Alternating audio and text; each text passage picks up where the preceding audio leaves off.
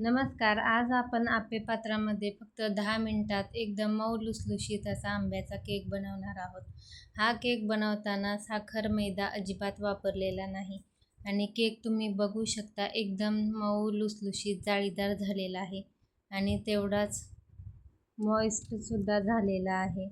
मुलांना मधल्या वेळेत सतत काही ना काही खायला लागत असते, तर सध्या आंब्याचा सीझन आहे तोपर्यंत अशा पद्धतीने एकदम मऊ लुसलुशीत आंब्याचा केक तुम्हीसुद्धा नक्की ट्राय करून पहा.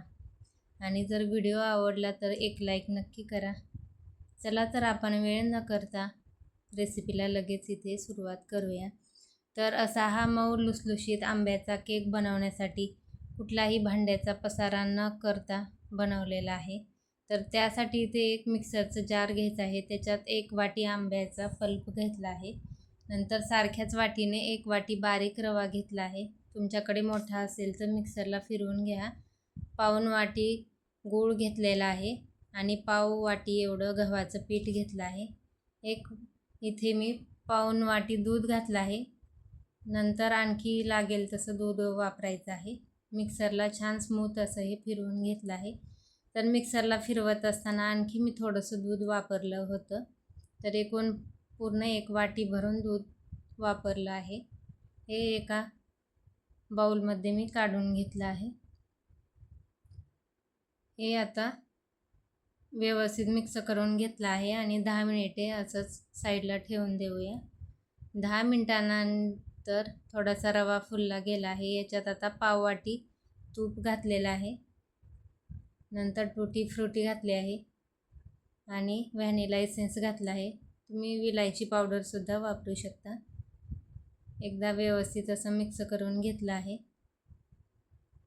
हा केक आपण आप्पे पात्रात बनवणार आहोत, तर त्यासाठी इथे तव्यावरती सुरुवातीला आप्पे पात्र ठेवलं आहे आणि गॅस मिडियम ठेवला आहे. तवा आणि आप्पे पात्र थोडंसं गरम होऊ द्यायचं. नंतर इथे 1 चमचा बेकिंग पावडर घातली आहे आणि पाव चमचा खाण्याचा सोडा घातला आहे. साधारण 1 टीस्पून बेकिंग पावडर आहे आणि 1/4 टीस्पून बेकिंग सोडा आहे. तुम्ही मेजरिंग कपाने सुद्धा मेजर करून घालू शकता. थोडंसं दूध याच्यावरती घातलं आहे आणि एका डायरेक्शनमध्ये छान फेटून घेतलं आहे. इकडे आप्पे पॅनसुद्धा गरम झालेला आहे. आता गॅस एकदम बारीक ठेवायचा आहे आणि आप्पे पात्रामध्ये तूप घालायचं आहे. गॅस कुठेही मोठा ठेवायचा नाही. बारीक गॅसवरती आपल्याला हा केक छान बेक करून घ्यायचा आहे. इथे आप्पे पॅनला तूप लावलं आहे आणि लगेच आता केकचं बॅटर याच्यात घालायचं आहे. तर खूप जास्त भरूनही हे घेऊ नका, नाहीतर केक फुलतो, त्यामुळे साईडला एकमेकांना चिटकू शकतो. तर बघू शकता मी 2-2 चमचे केकचं बॅटर याच्यामध्ये घातलं आहे आणि झाकण ठेवून 10 ते 15 मिनिटासाठी हे आपल्याला केक बेक करून घ्यायचा आहे. वरून मी थोडीशी टुटी फ्रुटी लावत आहे. टुटी फ्रुटीमुळे केक दिसायलाही छान दिसतो आणि खायला पण छान लागतो. तर इथे झाकण ठेवलं आहे आणि 10-12 मिनिटासाठी बेक करून घेतला आहे. तर 10 ते 12 मिनिटे झाले आहेत. इथे तुम्ही बघू शकता केक आपला व्यवस्थित बेक झालेला आहे. चाकूने या पद्धतीने चेक करून पाहायचं, तर क्लीन निघत आहे. तर तुम्ही बघू शकता रंग खालून एकदम छान आलेला आहे. मी फक्त 1 मिनिटभरासाठीच केक पलटी करून घेत आहे.